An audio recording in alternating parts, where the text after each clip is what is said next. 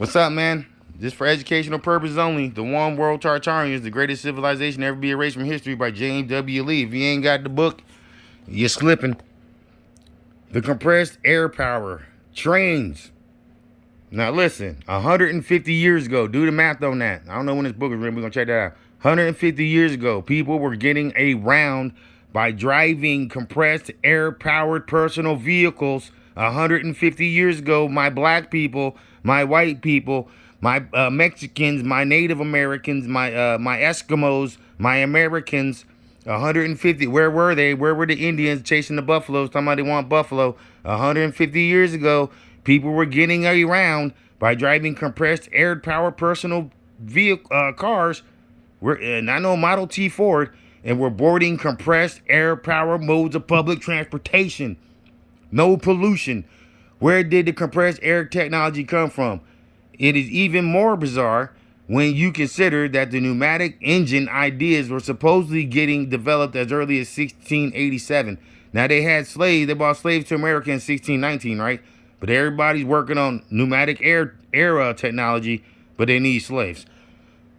Yep, Dennis Papin apparently came up with the idea of using compressed air in the 17th century, which ain't that the 1600s? Yeah, 1600s. In 1687, Papin unveiled a new invention to transmit power pneumatically in order to develop a means of spreading industrialization to areas where water power was not available. Water power. They used water power. There's videos on YouTube showing water power.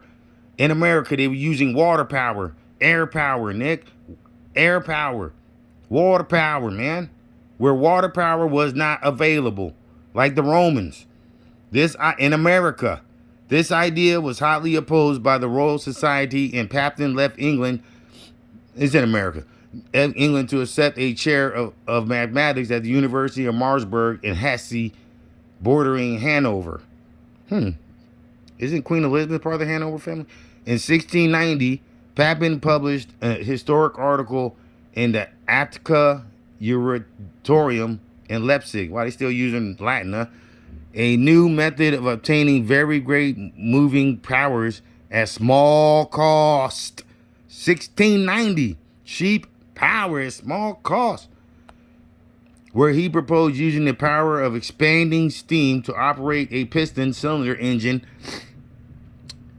Medhurst, English patient, August 2nd, 1800, proposed to propel carriages by means of compressed air carried in a reservoir using a single cylinder engine or a double cylinder engine with compound beam according to the amount of power required.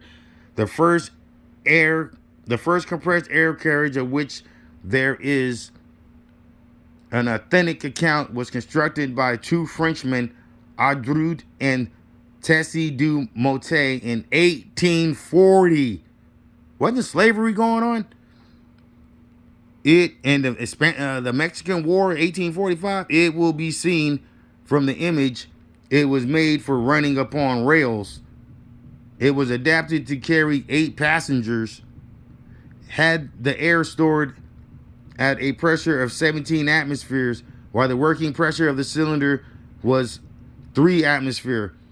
These inventors also contemplated the application of compressed air to road carriages. They proposed to use pressure as high as 60 atmospheres, which were to be attained in stages, and to heat the air before its admission to the cylinder. They were the first to indicate the necessity of a reserve air supply of air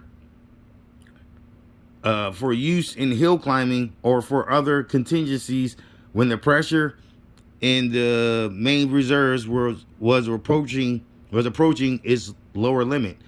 In 1884, M. Audrud built a 2x2x2 locomotive weighing 5 tons with a single riveted air tank holding 106 cubic feet of air at 300 psi. You remember the OK Corral with what's his name? The dude who married Goldie Hawn, Kurt Russell.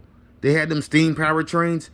Well, the front is it's a big air tube A riveted air tank holding 106 cubic feet of air at 300 psi. The steam trains from the 1800s. That round barrel in the front of the train was a big old air tank holding 106 cubic feet of air at 300 psi. It was first tested on Saturday, September 21st, 1844, on the Versailles left bank track, where it covered a 2-mile return journey at a speed of between 17 and 20 miles per hour. In 1841, patent reveals that Ardrude and Tessie de Motte were based at number 35 Rue Charbreau in Paris. This road still exists and lies to the southwest of the Gare du Nord. Now, isn't that something dope? Air compression, air. Elon Musk and them, can I say his name? Elon Musk and these cats are up here trying to do electric cars, and you can just have air-powered vehicles. Amazing. Did you know that?